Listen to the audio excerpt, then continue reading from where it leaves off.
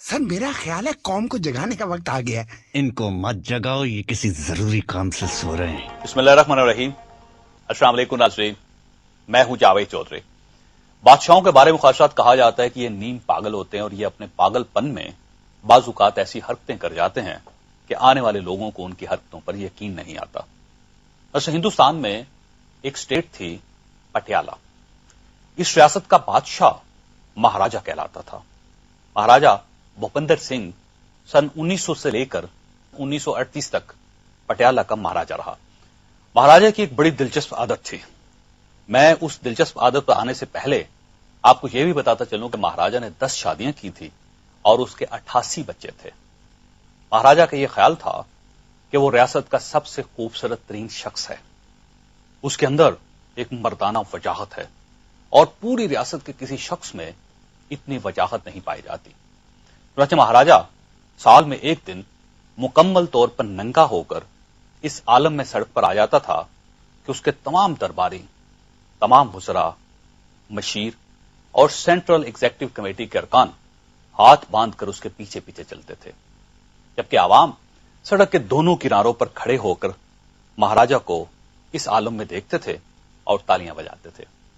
और यह कोई बहुत पुराना वाकया नहीं नाज़रीन, यह आज से सिर्फ 70-80 साल पुरानी बात है। आज ये वाकया देखिए और ये सोचिए कि जब हुक्मरान बेशर्म हो जाते हैं या इनकी नजरों से हया खत्म हो जाती है तो ये नंगे होकर सड़क पर आने में भी कोई आर महसूस नहीं करते। ये इसको भी अपनी अचीवमेंट, अपनी बहादुरी, अपनी बुलंद हिम्मती और अपना कमाल समझते हैं। जब से ख्वाहिशात विकीलीक्स के इंकशाफात सामने आए हैं, उस वक्त से आम लोग एक दूसरे से पूछ रहे हैं कि हमारे हुक्मरानों को इन इंकशाफात के बाद शर्म क्यों नहीं आ रही। ये एक दूसरे को मुंह कैसे दिखाते हैं, ये अपने घर से बाहर कैसे निकलते हैं, ये पार्टियों में कैसे चले जाते हैं, ये प्रेस कॉन्फ्रेंस कैसे करते हैं और ये गैर मुल्की दौरे कैसे कर रहे हैं, वगैरह वगैरह। हमारे लोग नाज़रीन बहुत सादा हैं। इन्हें यह तक मालूम नहीं कि जिस तरह महाराजा पटियाला उरिया हालत में जुलूस की क़यादत करके शर्मिंदा नहीं होता था, बिल्कुल उसी तरह हमारे हुक्मरान भी विकीलीक्स की तमाम लीक्स के बावजूद रिलैक्स हैं। और मुझे यकीन है कि अगर इस किस्म के मजीद 2-2.5 लाख लीक्स भी सामने आ जाएं तो भी इन लोगों पर कोई असर नहीं होगा, क्योंकि इंसान अगर एक बार बेहिस हो जाए, अगर एक बार इसकी आंख से शर्म का पानी खुश्क हो जाए तो फिर इसे किसी लीक पर शर्मिंदगी नहीं होती।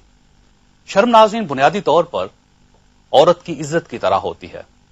ये अगर एक बार चली जाए तो यकीन कीजिए ये दोबारा कभी वापस नहीं आती।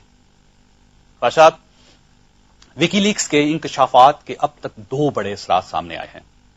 एक, इन इंकशाफात ने पाकिस्तान की तकरीबन तमाम बड़ी शख्सियात का भरम खत्म कर दिया है, क्योंकि इंकशाफात में जहां सदर आसिफ अली ज़रदारी अमरीकियों को यह कहते हुए दिखाई देते हैं कि मैं आपकी मर्जी के बगैर कुछ नहीं करूंगा, वहां वजीर आजम यूसुफ गिलानी ड्रोन हमलों की हमायत करते, मौलाना फजलुर रहमान वजारत उज़्मा मांगते, उस्मानियार वली सदारत की पेशकश सुनते, मियां नवाज शरीफ अरबों के लिए खतरनाक साबित होते, इल्ताफ हुसैन अमेरिका और बरतानिया की ख्वाहिश पर NRO की मुखालफत करते, जजों के लिए कुछ लोगों का पैकेज बनते बनते बिगड़ते और फौज सियासत में बराह रास्त इन्वॉल्व होती हुई नजर आती है, जिसका यह नतीजा निकलता है कि तमाम बड़े इदारों का वकार मट्टी में मिल जाता है और आज पाकिस्तान के किसी इदारे और किसी शख्सियत के किरदार की कसम नहीं खाई जा सकती।